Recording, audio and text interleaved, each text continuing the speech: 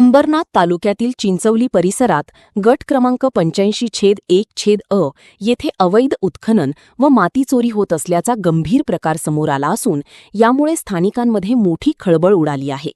या प्रकरणी तक्रारदार भास्कर वाडघर यांनी संबंधित ठिकाणी मोठ्या प्रमाणात मशिनरीच्या सहाय्याने उत्खनन सुरू असल्याचा आरोप केला आहे। नमस्कार, माझं नाव भास्कर वारगडा। इथे खूप मोठ्या प्रमाणात माती चोरली गेलेली आहे। ही जागा आमच्या आजोबाची नावावर आहे, हेमा पांडू वारगडा, सर्वे नंबर 85/1/अ मध्ये। तर इथे या ठिकाणी आम्हाला न सांगता बाळाराम जगन कांबरी ह्या शेटनी बिना विचारता इथं JCB आणि ढेंपर पोकळण लावून माती चोरलेली आहे। तर काल आम्ही जसं आम्हाला समजलं तसं आम्ही इथे येऊन ते काम बंद केलं आणि इथं खूप मोठा तुम्ही पाहू शकता, या पेपरमध्ये फोटो मी आणलेला आहे।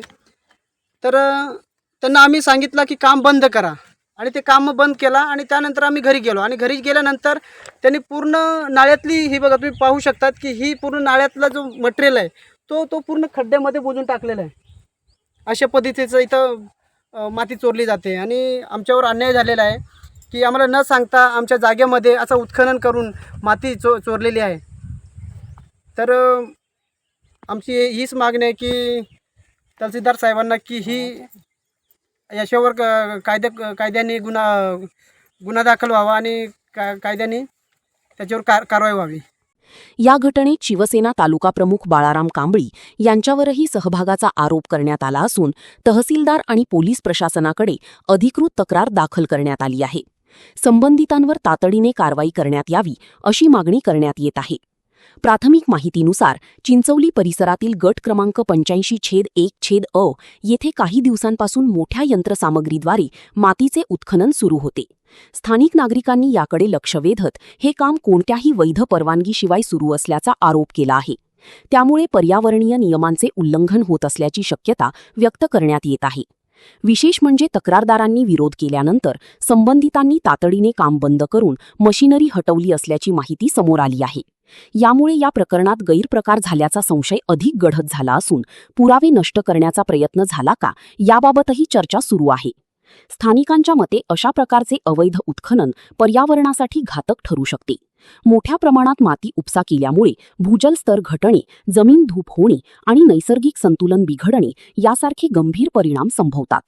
त्यामुळे या प्रकरणाकडे केवळ कायदेशीर नव्हे तर पर्यावरणीय दृष्टिकोनातूनही गांभीर्याने पाहण्याची गरज व्यक्त केली जात आहे।